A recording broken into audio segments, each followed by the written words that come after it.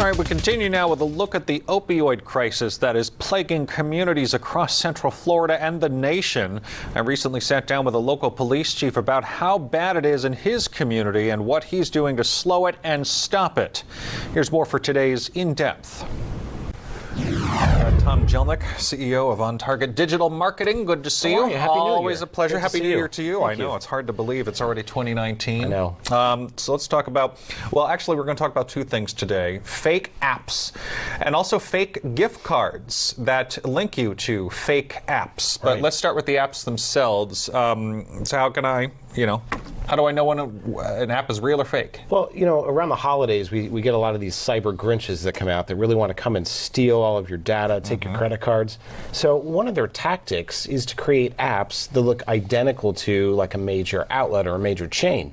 And the trick is, click here from an email and it starts to download this app to your phone, and you go along shopping, and unfortunately you're giving someone else other than who you thought your credit card info and all your money.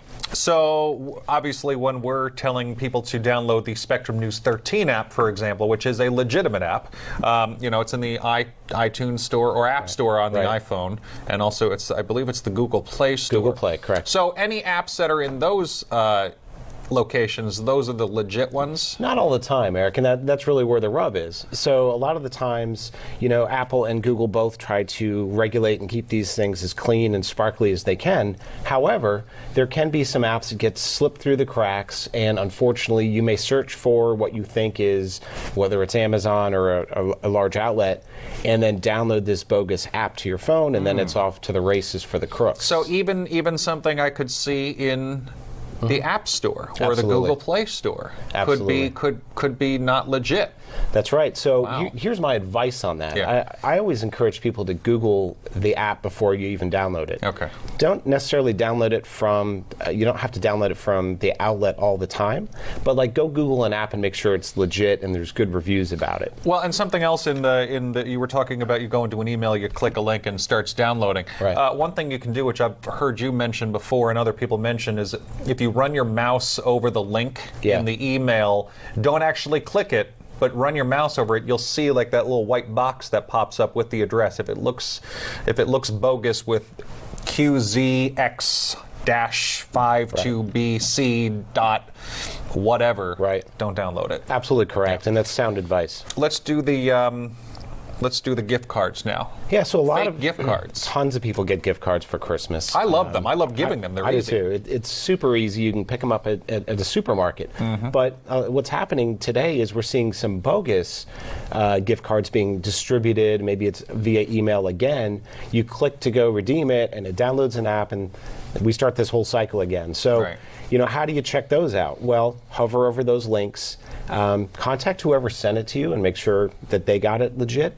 I know this is a lot of work, but you really got to protect yourself from some of these things. But they're making the gift cards, and I say the bad guys are making the gift cards look real. They all look legit. It'll have a logo on it. But so if you read the fine print on a lot of these, you'll see typos, and it's bizarre. I was with a friend a few weeks ago who actually got an email from Apple saying his iTunes account had been hacked. Right. Well, the logo was not even the real Apple logo.